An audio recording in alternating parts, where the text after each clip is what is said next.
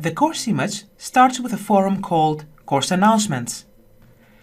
This is a forum where the course manager can launch the course and keep all involved parties constantly informed. Using the Course Announcements forum regularly will encourage interaction, participant engagement, as well as successful and timely sharing of important information. The announcement forum is set up in a way that all enrolled users get an automated email notification of your post and its content directly to their mailbox. It is easy to make an announcement. Just click on the link and add a new topic.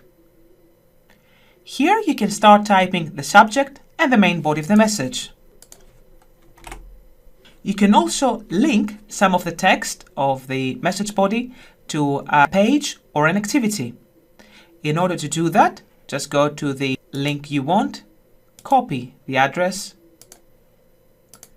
return to previous page, highlight the text from the message body, click on the link icon and paste the URL.